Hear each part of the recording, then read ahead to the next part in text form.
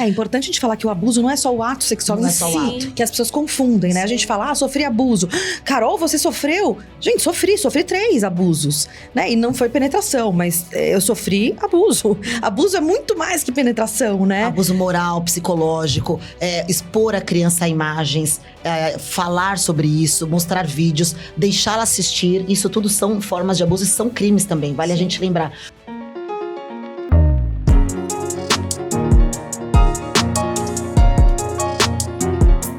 Olá, pessoal! Sejam todos bem-vindos no BAL Talks. É o nosso podcast do Colégio BAL Bilingual Education. Hoje temos 2 convidadas, na verdade, para falar de um assunto super importante e que ainda tem alguns tabus, tem algumas questões aí envolvidas, mas nós viemos hoje trazer à tona, né, todas essas questões e provocar uma discussão saudável aqui para que todos possam participar. Então, se você é novo no canal, já se inscreve, curta, comente, compartilhe e deixa aqui sugestões do que vocês querem ver futuramente aqui no canal. Então, sem mais delongas, quero apresentar as diretoras aqui do projeto Happn e também do congresso, né? Isso. Então, Lu e Carol, sejam bem-vindas. Obrigada, uma honra. Obrigada mais uma vez. Imagina, pra gente que é uma honra aqui por vocês terem aceitado o nosso convite. E antes da gente começar, eu queria que vocês falassem um pouquinho sobre vocês. A Lu participou de outro episódio conosco, mas a Carol é novata ainda no podcast. Eu tô aqui estreando. Quer começar, Carol? Vamos lá. Gente, sou psicanalista, eu tenho formação também em neurociência, em medicina germânica. Estou hoje presidindo o Instituto Happn, né? O Instituto Happn é uma OSC, uma organização social que trata de proteger crianças, de abusos, crianças, jovens e adultos, né? Mulheres. Fala um pouquinho do congresso, Lu. Vamos lá. Eu sou a Lu Cabral, sexóloga, também sou vice-presidente do Instituto. E a nossa ideia com o Instituto é justamente a gente propagar e disseminar os conhecimentos que a gente julga que vão ser ferramentas úteis no dia a dia para a gente ter mais qualidade assertiva na comunicação, protegendo as crianças, prevenindo e criando uma comunicação mais eficiente e efetiva, né? Também, obviamente, trazendo esse cuidado para as pessoas e crianças que já são vítimas, que infelizmente o número só aumenta.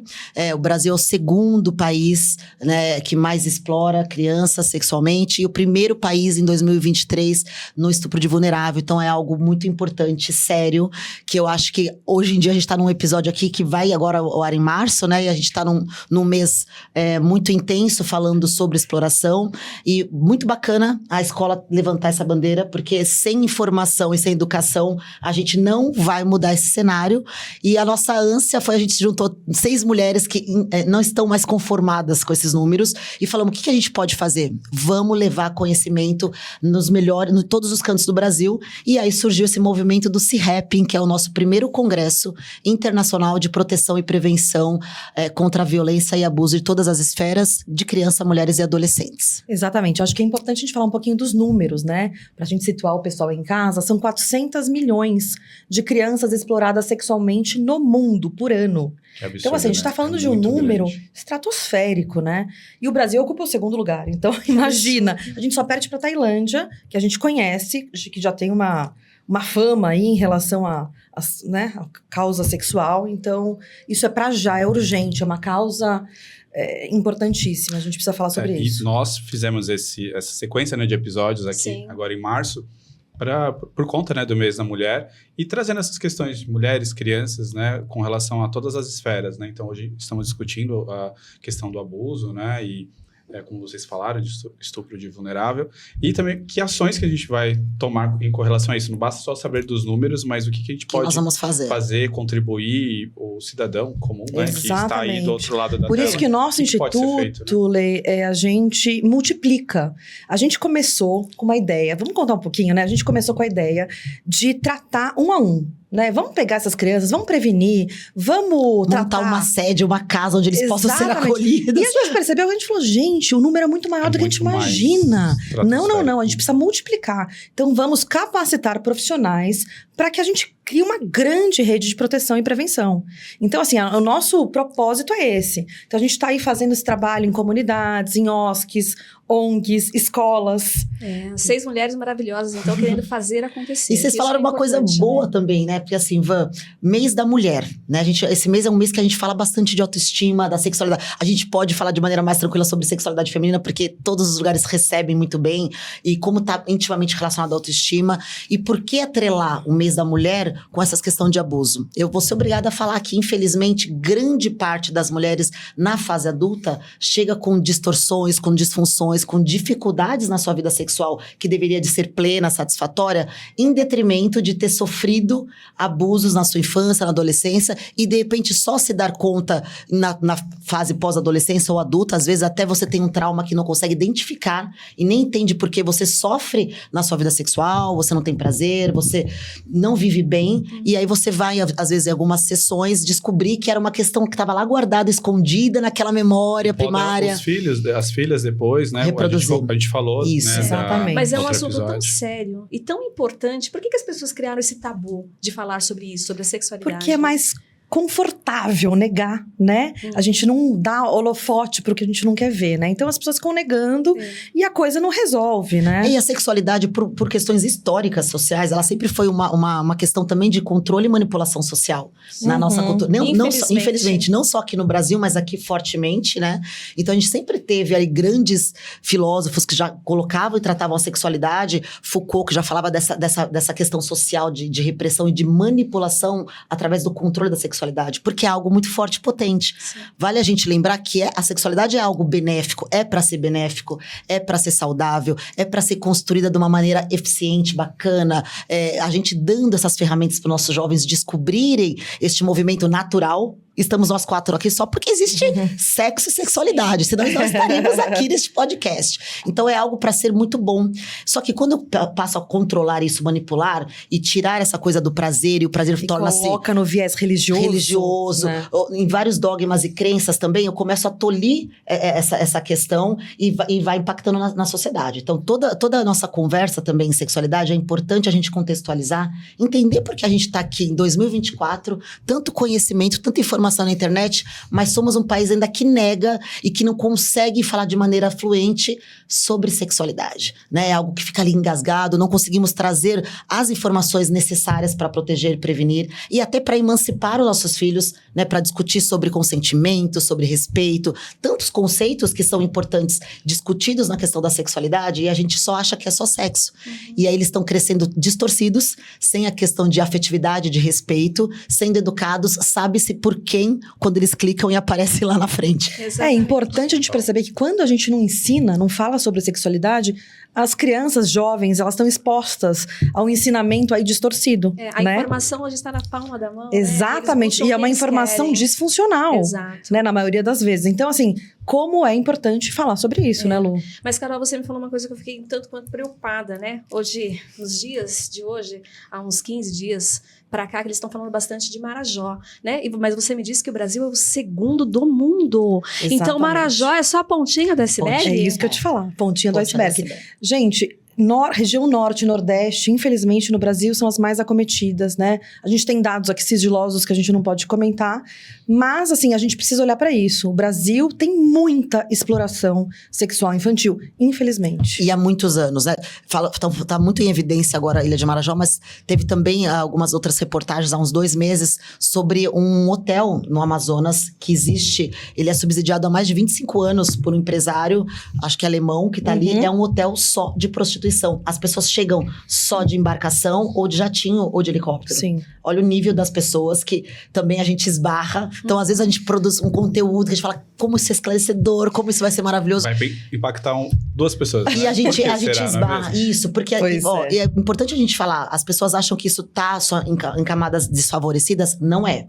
Acontece que as camadas desfavorecidas são a realidade que elas conhecem, né? Sim. Como é que a gente consegue, essas meninas e as mães dessas meninas, ou são vítimas de vítimas que cresceram há anos nesse movimento. Elas não conhecem outra forma de vida. Não dá nem pra criticar. Outra forma de sobreviver, né? Sobrevivência. Né? E aí, em classes, às vezes, mais médias ou altas, isso existe de uma maneira velada, porque também existe ali todo um poder e a gente sabe que a gente está mexendo em lugares que vão cutucar, delicados, mas assim, eu acredito que quando a gente toma a rédea na mão, quando eu comecei a lidar com esses números, por cuidar de mulheres e entendendo que elas sofriam algum tipo de abuso, inclusive nós, né? Outro dia eu fui pensar, falei, será que passei algum abuso? A gente estava num podcast e eu me lembrei quando eu pegava a condução, eu tinha 15 anos de idade, eu fazia publicidade técnica, eu estava ali na Celso Garcia, eu trabalhava no Largo da Concórdia, eu saí do ônibus, aquela coisa com a minha calça toda suja de espermatozoide, né? De ejaculação. Eu não tinha nem percebido, porque era tanta massa. Às vezes eu colocava minha pasta gigantesca atrás e tive que trabalhar o dia inteiro com uma calça jeans. Né? Então, assim... É importante a gente falar que o abuso não é só o ato sexual em si, que as pessoas confundem, né? Sim. A gente fala, sofri abuso. Carol, você sofreu? Gente, sofri 3 abusos, né? E não foi penetração, mas eu sofri abuso. Abuso é muito mais que penetração, né? Abuso moral, psicológico, expor a criança a imagens, falar sobre isso, mostrar vídeos, deixá-la assistir, isso tudo são formas de abuso e são crimes também, vale a gente lembrar. Porque a população não sabe identificar o que é abuso. As pessoas confundem abuso com estupro, acham que é só o ato penetrativo. Parte educacional, né? Isso. Muito e até para proteger. Olha que legal, quando eu fico pensando assim, hoje em dia, quando a gente tem acesso a adolescentes em rodas de conversa, a gente vai falar também sobre isso, a gente educa e ensina a você proteger outras pessoas. Se você tiver numa condução, você usa a condução. Eu lembro, gente, que eu fiquei traumatizada do ponto de falar, quando eu tiver 18 anos, eu nunca mais quero andar de transporte público na minha vida. E isso eu fiz. Fiz 18 anos, eu comprei meu primeiro carro falando, não ando nunca mais, eu não suporto. De tanto que aquele amassa-massa, sempre era um homem que estava atrás de você, você tinha que estar sempre se defendendo. E a gente não tinha uma defesa da população. Sim. Hoje em dia eu acho que tá melhorando um pouco, porque quanto mais a gente fala, o silêncio não protege, gente. Eu fico muito, muito feliz de estar num espaço, de estar numa escola bilíngue, que consegue trazer essa temática, que fala, não, eu vou trazer isso, porque isso é ser humano, né? Sim. E que se preocupa com isso, né? São poucas as escolas das nossas crianças, dos nossos adolescentes, que colocam esse assunto à tona.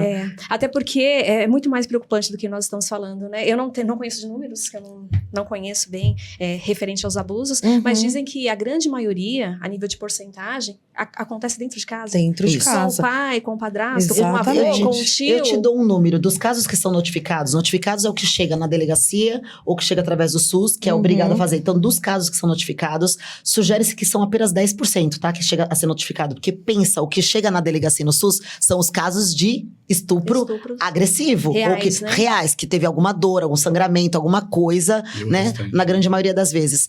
Desses casos que são notificados... Agora, imagina os subnotificados. Exatamente. De 85 a 95 é na ambiência familiar. É de conhecidos. De 85. 85 a 95%. É muito, e a gente entende o porquê também é tão importante trazer para a escola essa rede de proteção, né, Lu? A gente falava isso no instituto. Sim. Porque, assim, às vezes é o pai que tá abusando, às vezes é a mãe. Para quem que essa criança vai recorrer? Sim. É pra escola. E acaba vindo alguma demanda para a escola. E como também a Vânia, por exemplo, como mantenedora da escola, eu como professor, como que nós lidamos, né, com essas informações?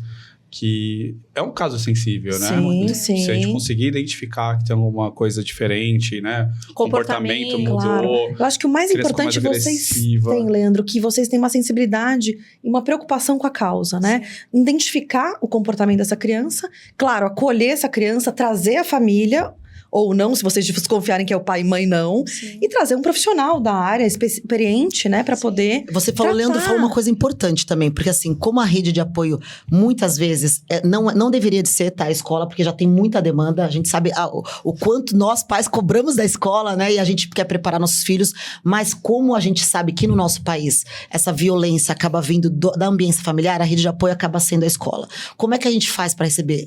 A gente até já teve esse momento de fala. É muito importante a gente já sabe isso também, que pior do que o ato em si da violência ou do abuso é o que se faz a partir do momento que eu confio essa minha dor a alguém.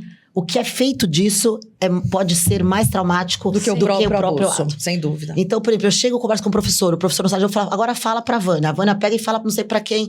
E aí, imagina aquela vítima. Ou não valida. Não valida. Tem certeza, mas foi assim mesmo? Mas será que ele só não pôs Será a que mão? não é fantasia? Será que você não tá sonhando? Ah, não é possível. Exato, isso Peraí, é o não. pior dos Não, não, mundos. E eu vou dar um outro dado também, que a gente também tem nesse número de estatística. As pessoas falam, será que não é uma situação fantasiosa da criança? Porque faz parte do mundo da criança fantasiar. E também existe dado, menos de 3% do que é notificado é invenção. E desses 3%, 70% teve uma manipulação do adulto. Então, assim, invenção. Nossa, é pior do que É pior do que. É Muito pior. pior, É muito Se você for ver, A criança que não passou por uma situação de violência, o cérebro, a mente, ela não tem como acessar e como inventar do nada uma situação abusiva se ela não vivenciar. Ou mesmo, aí você fala assim, tudo bem, mas e se ela assistir o filme e ela tá reproduzindo comportamento? Então ela não tá sendo assistida. Alguém permite que ela assista um filme de sexo com violência, com sei lá o quê. Ela está sofrendo abuso. Lógico, isso é uma violência, é um abuso. Isso é um crime, né? Se uma criança de 6, 7 anos está assistindo pessoas terem relações, está assistindo coisas violentas e reproduz, mais uma vez você está negligenciando. Porque é o nosso papel de adulto trazer, né, ou conteúdos. também se a criança tem acesso indiscriminado ao celular e Exato. não tem controle, supervisão, né? sem controle. Também é nossa responsabilidade. Além dela reproduzir e ver Exato. mais sobre aquilo porque o algoritmo vai entregar, ela vai influenciar outras crianças que às vezes não estão sendo Exatamente. impactadas. Agora, Aí vira aquela bagunça. Agora, essa questão da validação do acolhimento, gente, isso é tão sério. Tem uma frase de François Douto, que é uma psicanalista, né, que trabalhava com criança, que ela fala o seguinte: quando uma criança não é tratada no amor e sim no medo, né? Porque quando ela não é acolhida, a insegurança, ela não aprende a se amar, ela aprende a se defender. Então são esses adultos que passam uma vida, sabe, que você fala alguma coisa e já ataca, Sempre reativo. sempre reativo. Reativo. Sim, gente, é tão importante, em qualquer esfera eu falo isso, a criança precisa ser ouvida, precisa ser acolhida.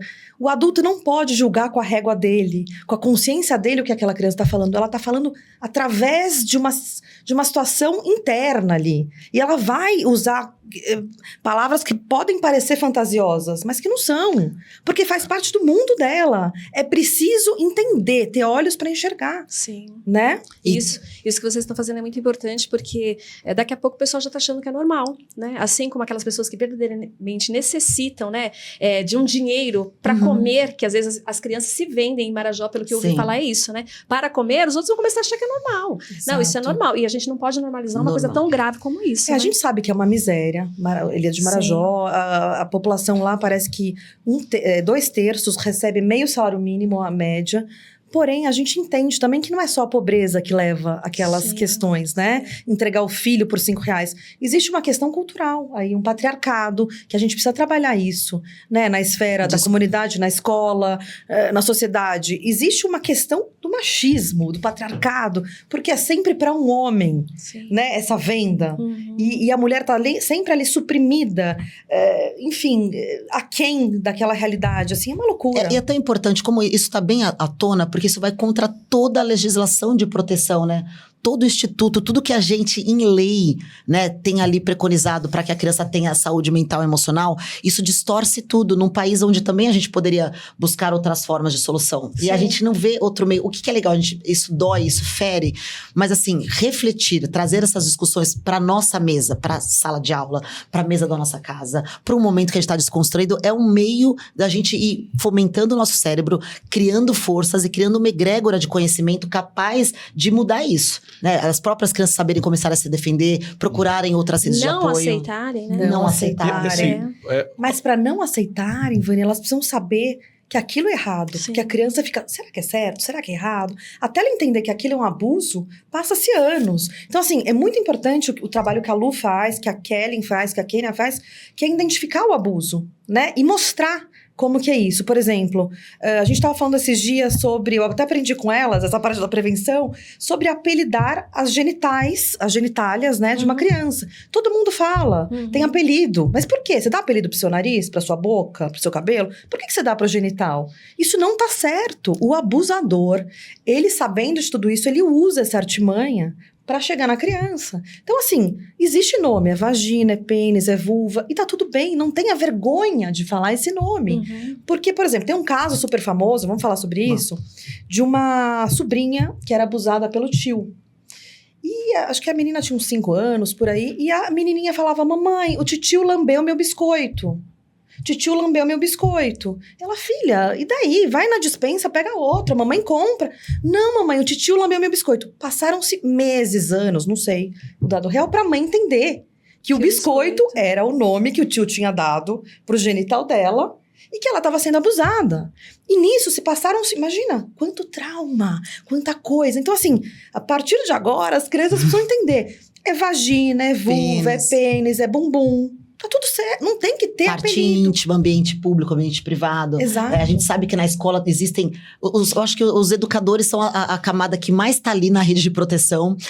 E também não é um conhecimento que a gente tem, nenhuma formação, né? Mesmo em psicologia, em outras formações, você não tem um conhecimento específico da sexualidade, do desenvolvimento, do impacto que esse desenvolvimento de forma disfuncional vai ter nas questões mentais e emocionais ao longo da vida.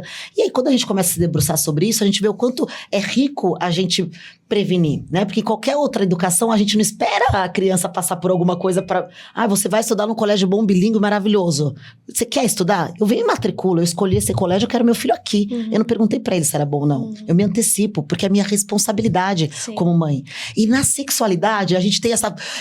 Deixa rolar. A gente fala assim, deixa não. rolar. Porque sobra tudo pra escola. Em casa, exatamente. Né? Então, os professores, quando eles iniciam esse trabalho, até de uma forma diferente que os nossos professores fazem aqui, né? Eles pedem para que as crianças escrevam e coloquem numa caixinha de perguntas. Porque às vezes as perguntas que eles fazem são perguntas realmente difíceis de responder, né? Para um profissional da educação responder. Porque dependendo do que a criança leva para casa, o pai vai falar, como o seu professor falou isso para você? Né? Então o professor faz toda uma análise antes para tentar passar, mas deixa de responsabilidade da família, né? E a partir de qual idade você acha? Então, na verdade, assim, tudo que a gente tem estudado em sexualidade, a gente preconiza que desde que a gente tá lidando os primeiros banhos, os primeiros cuidados, quando a gente tá dando banho... Desde que nasce. Desde que nasce. A gente pede licença, olha, agora a mamãe tá limpando aqui a sua vulva. Posso te limpar agora? Você está se sentindo bem? Tá tudo bem?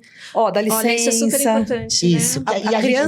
A criança vai entendendo as bordas, os limites, os contornos do próprio corpo. Quando você vai lá e limpa de uma vez, ela entende que tá tudo bem. Qualquer um pode fazer isso. Você vai nomeando... A gente não para pra pensar nisso. Não. Nesse respeito. O momento dá do tapinha no bumbum da criança, brincando. Dá beijo. A gente faz isso. Por exemplo, eu mesmo, como sexóloga, já errei de dar selinho, né, assim, na criança. Só que se eu sou mãe, que dou carinho, que amo, faço isso, qualquer outro adulto que é legal, bonzinho, gente boa, que me traz um docinho, vai achar que é normal. Se o meu avô me dá um cheirinho lá na minha vulva, ai, que show, começa a beijinho no meu bumbum, aí um outro senhor, uma outra senhora me traz chocolate, é amigo da minha mãe, tá aqui em casa, e beija meu bumbum, é normal. Porque ele é legal comigo. A gente precisa dissociar afeto de toques onde não deve ser tocado. E aprender, porque a nossa cultura fazia isso.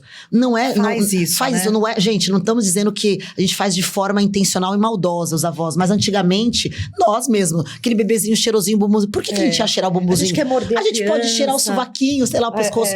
A gente não percebe o quanto isso, a longo prazo, pode dar margem para que essas crianças sofram isso. E aí, quando é que eu vou me dar conta que isso era um abuso? Lá na adolescência.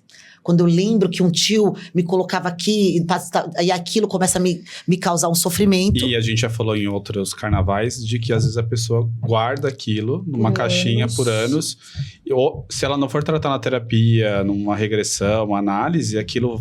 ela vai ter consequências daquilo, ela vai repetir padrões que ela nem sabe. Nem sabia. Ela guardou ali.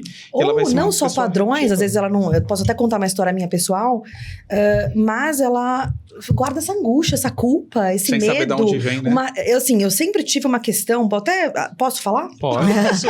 De uma questão pessoal, porque eu acho que a gente encoraja as pessoas. Eu acredito muito na cura pela fala. Sim. A psicanálise fala muito isso, né? Então, é uma forma da gente se curar e encorajar as pessoas a colocarem pra fora, sair desse né? Essa tortura. Dessa tortura. Então, assim, aos 10 anos, eu tava na casa ali dos meus pais e passou um tio-avô, que não tá mais vivo, e mexeu comigo, assim, levantou minha calça e falou, ai, deixa eu ver se já tem pelinho. E eu, na hora, eu senti, eu falei, isso não é normal, mas isso é certo, isso é errado? Você não sabe, você tem 10 anos. E ele falou, shh, não conta pra ninguém, ai, que bonitinha. E eu falei, meu Deus do céu, isso tá esquisito. Gente, eu fui descobrir que isso era abuso, acho que aos 25 anos, não tô brincando. Ele abusou de mim, passou 15 anos. Só aos 30 que eu fui contar pra minha mãe. Eu nunca consegui contar pro meu pai, ele vai estar sabendo agora. Assim, eu nunca consegui, porque era da família do meu pai, né? Na verdade, casar da família do meu pai. Então, assim, as pessoas ainda falam, às vezes falam, né? Eu tenho pacientes que na clínica falam, não, minha filha fala que foi abusada. Acho que ela tá devaneando, porque já faz 20 anos ela tá contando só agora. Mas escuta, esse é o processo. Esse é o processo. Esse é o processo. Então, assim, acolha, escute e valide, porque é real, gente. Uma criança de 4, 5 anos, se ela sofreu algum tipo de abuso, ela vai lembrar? Vai. Na adolescência? Assim, não, às vezes pode ficar guardado, assim, mas impactar. Esse reflexo. Tudo o que acontece nessa primeira infância, do 0 aos 7 anos, a gente tem. A nossa consciência ainda é muito suprimida, né? A gente não lembra de muitas coisas. Mas o inconsciente, gente, grava tudo. Então, assim, de alguma forma, vai estar ali. Vai estar numa caixinha. E pode ser que ali no futuro, essa caixinha fique meio angustiada, querendo sair essa informação, né? Então, assim, tudo o que acontece. Às vezes, isso é até bom a gente falar, porque às vezes pais vão ter relação sexual perto dos bebês. Não vai saber de nada. Não entende. Gente, sabe tudo. Então, assim, isso é muito sério. A gente precisa falar sobre isso. E vale lembrar também, gente, que as crianças, elas sempre procuram nos comunicar, mas elas elegem as palavras como último recurso. Então, assim, é em forma de desenho, é mudança de comportamento, é através da comida. Às vezes comia mais, agora passa a comer menos, porque eu não quero aquele corpo atrativo, né? Então, sempre vão ter maneiras diferentes de estar mostrando. É um olhar atento, é um olhar atento. E aí, às vezes, olha que a gente traz também esse cuidado, esse olhar para a escola. A escola responsiva, ou até um profissional que às vezes fala, poxa, eu quero abordar isso de maneira lúdica. Porque a grande sacada não é, de repente, você parar todo o andamento da escola e ter uma aula específica em sexualidade, educação emocional em sexualidade.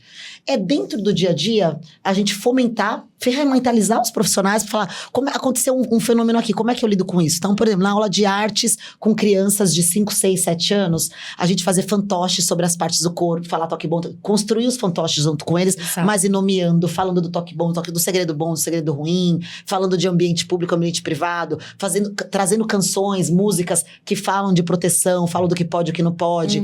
Aí, com adolescentes, a gente pode fazer várias oficinas das emoções, né, onde a gente vai compilar algumas emoções, e eles trazem à tona, fazer esses trabalhos em grupo, elegem algumas emoções para serem trabalhadas, né, e valida esses sentimentos. Vamos ver naquele grupo, naquela sala específica, o que tá mais ali, às vezes é uma sala que tem mais demanda em sexualidade, outras tem menos, outras tem alguma questão de orientação afetiva a ser trabalhado. Vamos sentir a turma através de um processo. Eu sempre peço que para quando a gente iniciar, a gente dá uma continuidade, fala, vamos fazer um primeiro... Senão fica solto. E eles são muito isso, eles são muito perceptivos. E eles querem que o assunto continue. Já trouxe alguns de inclusão, já vieram cobrar. Não vai ter mais? Isso. Eles ficam acho que nessa ânsia de saber o próximo passo, né? O que E eles demoram um tempo para se conectar, né? Também, né? Para eles tomarem uma confiança. Apareceu aqui essa mulher. Eu ia falar uma coisa importante para você quanto escola. Até uma defesa. Como hoje em dia a gente tem as especializações, às vezes você ter um respaldo, ele te alivia de alguns estresses. Por exemplo, alguns pais, como você falou sobre sexualidade, sobre isso, você fala, não, peraí, nós temos uma pessoa equipe que nos ajuda, uma equipe, e que ela é especialista em sexualidade humana, tal, sei o quê, e isso faz parte de todo o conhecimento novo, programa, que isso às vezes pode ser um alicerce bacana para não pontualizar, não tá sempre... massacrando a grade curricular, né? Porque eu acho que também é uma coisa nova, né? Eu acho assim, escola também, não sei se vocês têm aula de teatro aqui, o brincar é muito bacana, é muito legal nessa primeira infância, trazer o brincar. Então assim, vamos fazer teatro com os bonecos, a criança vai mostrar ali o que ela tá vivendo em casa, o que ela tá vivendo com os amigos, se ela tá sofrendo algum abuso, você vai perceber naquele brincar. Então assim, Freud falava muito do brincar com a criança, né? A gente tem uma especialista no brincar no nosso Instituto, a Kelly, que faz isso brilhantemente, e isso dá um resultado incrível. Ai, maravilhoso. Cara, vocês começaram a falar sobre o assunto, eu comecei a lembrar de todas as situações de abuso que eu já vi na vida. Você já viu ou você já viveu? Já vivi e já presenciei sem saber que era. Eu trabalhei na parte artística por bastante tempo, desde a adolescência, tentativas comigo em várias esferas, de pessoas importantes. Isso é muito legal você falar, porque os homens têm uma timidez. Tem timidez. Eu já deparei com várias situações e já vi na área da moda. E hoje eu vejo pessoas famosas que eu conheci com problemas psicológicos que eu tenho certeza que é dessa fase dos 12, 13 anos onde eu tive contato, né, de modelos, enfim, de atores, e que eu presenciei em emissoras, em em outros lugares famosos. E me desencorajou a, inclusive, seguir na área artística. Olha só. Eu saí justamente por Você falou traumas. por traumas. Olha Por traumas. Porque toda vez que eu ia pela minha competência, enfim, né, pelo que eu estava buscando estudando, tinha sempre um porém. Aqui você vai, se fizer tal coisa. Aqui você vai. Você vê como é uma cultura, né? E é real, porque real. Eu já vi várias pessoas vivendo, algumas seguiram, de cada um, mas outras foram meio que... Mas talvez não tinha as ferramentas que você tinha nessa época, né? Você talvez já teve uma percepção ali mais aguçada que sorte para poder escolher os melhores caminhos. Ou a criação, né? Acho que faz muita diferença a família, né? Sim. E assim, eu já tive tentativa por professor quando era mais novo. Tinha 12 anos. Isso E eu parei com uma das frentes de estudo, não posso falar porque vão saber quem é. E hoje ele tem uma escola. Ele é dono de uma escola. De teatro? Não, de escola infantil. Mas, gente, os pedófilos, os abusadores... Assim, é delicado porque a gente tá aqui no ambiente escolar e não tô aqui falando sobre isso, tá? Sim. Mas, assim, eles estão sempre muito próximos das crianças, porque eles têm uma fixação pela criança, né? Então tá em hotel, na recreação, tá no ambiente, é um assunto difícil. Eu nunca falei sobre isso com ninguém, nem na minha família, nem meus pais, ninguém sabe. A gente não quer causar medo nas pessoas. É verdade, esse não é se eu falava, você não falava, mas é libertador. Você já vai se curando, porque aí tem gatilhos que nem você sabe. E tem coisas que eu não lembrava que foi na terapia. Muita coisa eu não lembrava. Que você foi guardando, sabe que você vai se fechando e fala, não, aqui eu não vou mais, aqui eu não faço mais, você vai... Círculos de amizades vão fechando, você vai ficando mais recluso. Sim. Aí que eu fui entender, né, E você acha que isso te trouxe alguma consequência? Várias. Às vezes você ser mais reativo, você não ser tão aberto, você... vai te fechando. Porque, tem medo de se entregar. Porque você não consegue socializar normal. Porque quando você já fica pensando, será que aqui tem uma segunda intenção? Sim. Então, e a lista é imensa, né, gente? De consequência, autoimagem, distorção. Eu sempre tive problema de engordar e emagrecer, porque falei até isso pra Lu, toda vez que eu fico magra, eu me sinto muito desejada. E eu quero ficar mais cheinha. Porque aí me olham menos. Porque parece que a rua inteira tá me olhando, tá me querendo. Eu falo, não quero isso, sabe? Então, é muito engraçado. O impacto que dá. Como tudo...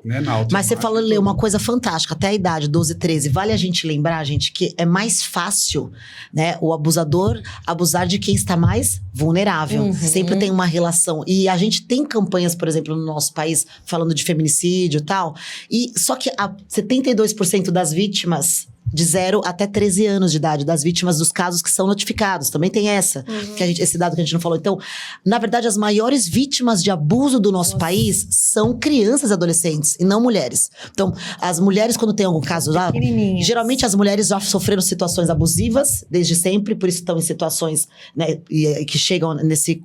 auge de permissividade e talvez sofrerem um feminicídio. Só que as vítimas maiores são nossas crianças e adolescentes. E como é uma coisa delicada, que as pessoas parecem que tá quadradinho, não desce, ninguém fazendo nada, e ninguém, na verdade, defendendo de fato quem está ali. Por exemplo, eu tenho 40 anos, vou fazer 41. Eu só consigo falar com 41 anos hoje. Depois de 4 podcasts com a gente. Depois de vários. E assim, eu sofri ameaça por ele, de falar. Sério? Olha várias vezes. Deixar por último na sala. Se você falar, vou contar. Você vai acabar com a minha carreira, vai acabar com a minha vida. Vou inverter a situação, tal. E eram aulas. Nossa. Até que eu saí, não consegui continuar. E, enfim, que era uma coisa que eu gostava muito, que era de idioma.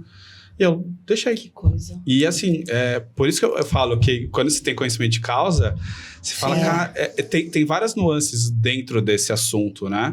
Então, que nem, tive ameaça, tive perda de trabalho, tive perda de um monte de coisa por não aceitar. Então, isso também vai te criando uma casca, né? E você vai... acabando desconfiando de todo mundo. Mas você vê, talvez por isso também esse assunto te chame e até você se sinta... vira uma missão. Uma missão. Como virou a nossa, né? Da onde cada uma tinha uma área ali trabalhando. Eu estudava sexualidade para falar de prazer feminino, né? Daqui a pouco vira uma missão. Sem perceber, você acaba se conectando. A gente quer fazer da dor o amor, né? A gente quer transformar. Mas é até preocupante, né? Porque, na verdade, eu acho que quem fomenta muito isso são pessoas poderosas, né? E o dinheiro rola por trás disso, né?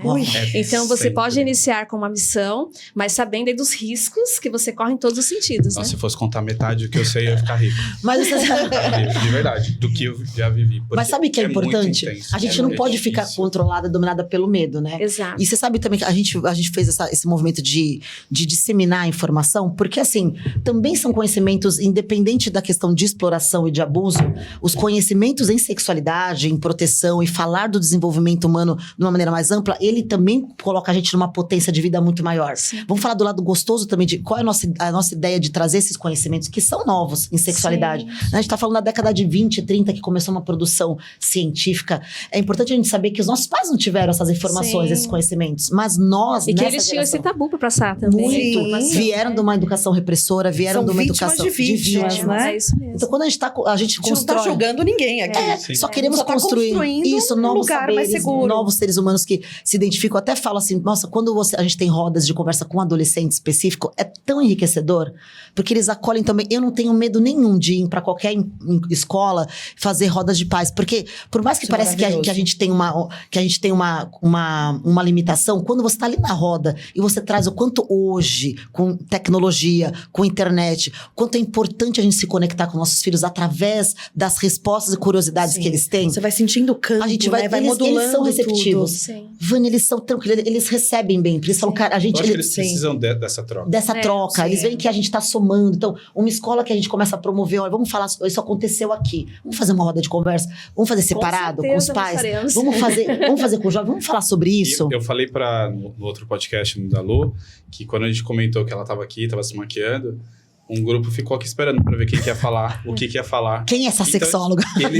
E não vi que foi para a parte pejorativa, foi de curiosidade. O que essa pessoa tem para falar? Que bacana. E Os alunos estão assistindo ativamente, né? Ah, que legal. E é engraçado que você vê, alguns são mais tímidos, não falam que estão assistindo e tal, mas você pesca ali que eles estão consumindo os conteúdos e eles até sugerem algumas coisas.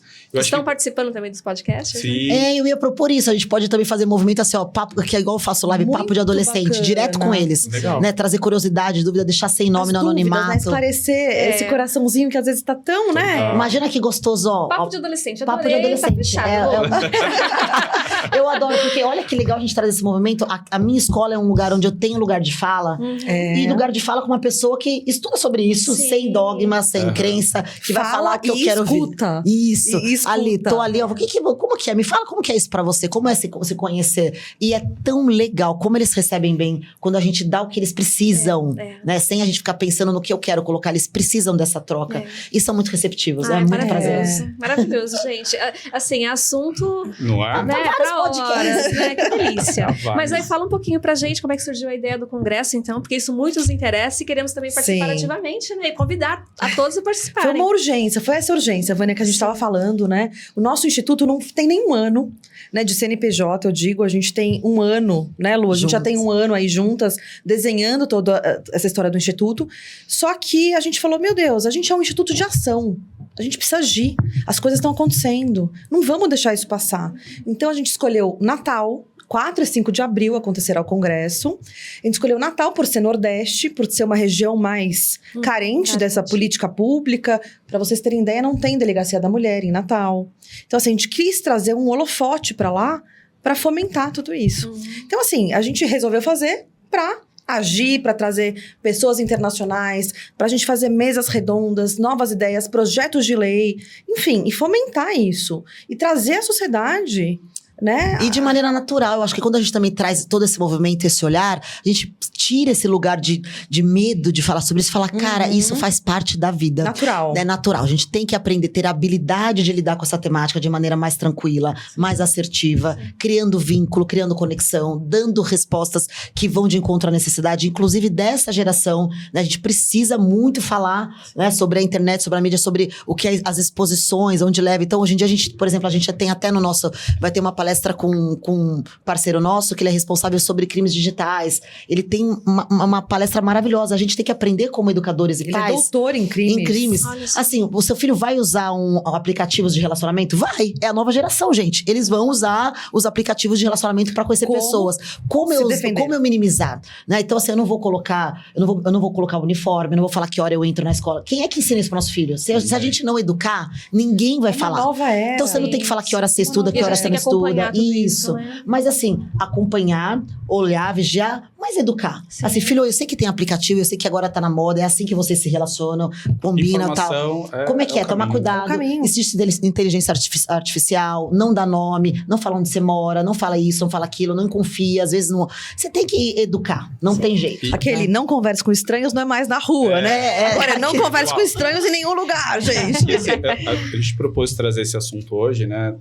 No mês da mulher, por um contato que a Manu Dyer, um beijo Manu, fez, que é uma das diretoras do projeto Happn, e ela falou sobre a necessidade não só das doações, mas também de pessoas que têm visibilidade na internet, que têm uma voz aí, né, com as suas comunidades, para também falar sobre o assunto, para levar as meninas também para outros programas, outros podcasts, enfim, para vocês fomentarem esse assunto, para ganhar mais visibilidade. Visibilidade. A gente precisa, de recursos. Nós somos somente 6 mulheres, a gente precisa de mais pessoas conosco nessa causa. É uma causa que atende, né? É necessária para todos nós. Eu falo, você pode não ser mãe ainda, mas você tem um irmão, tem um sobrinho, você vizinho, existe, você tem família. O neto. Ou você mesmo não sabe se defender, inclusive às vezes de assédio moral, assédio sexual dentro do seu ambiente de trabalho. Sim. Então, são tantas reflexões voltadas através da sexualidade que a gente tem que tomar lugar na mídia para falar de coisa que é bacana, que vai transformar a sociedade, que vai capacitar, que ajuda os profissionais a lidarem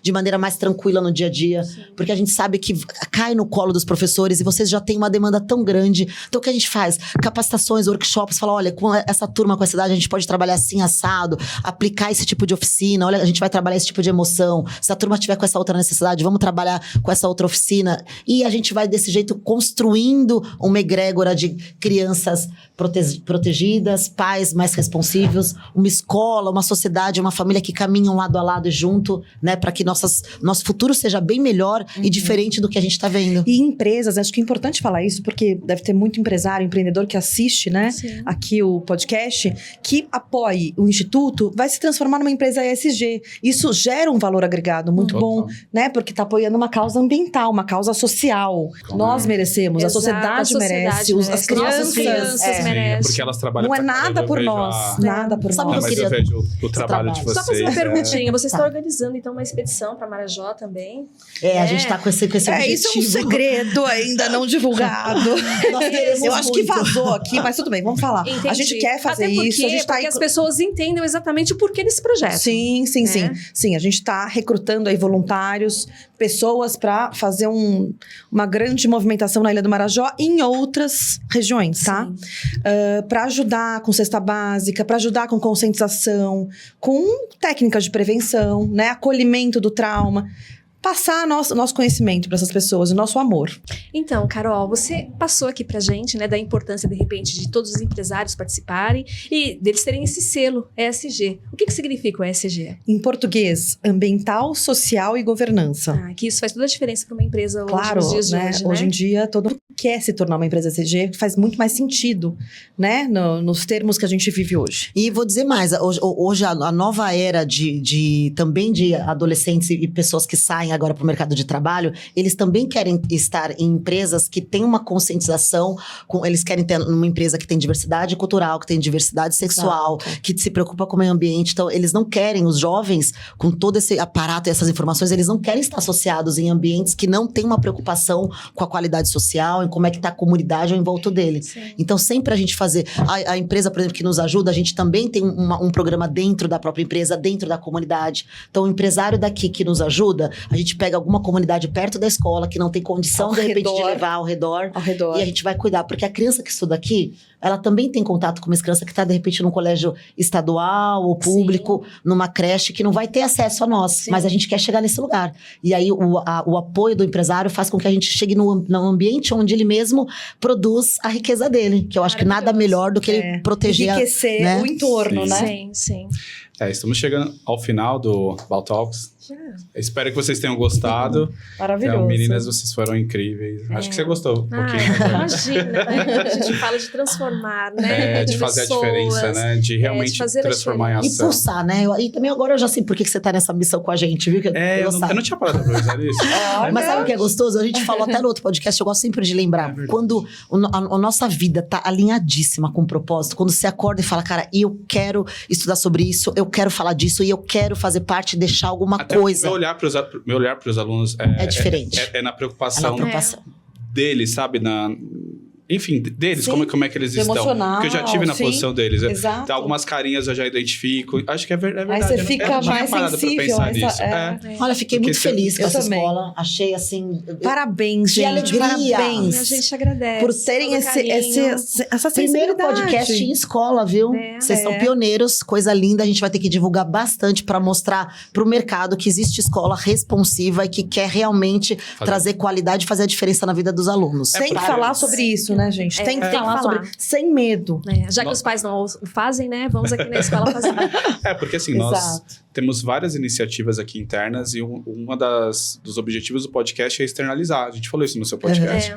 Porque tem muita coisa que é feita e eu tenho certeza que vai beneficiar muita gente. E o podcast é esse meio, né? Essa via de mão dupla para que outras pessoas conheçam aqui em volta do colégio e outras regiões para levar essa informação, E né? que as escolas também se inspirem, né? Se inspirem. Que levem também para as escolas. Que não neguem, né, gente? Exato. Não neguem. Negar informação, né? Que não faz o menor sentido.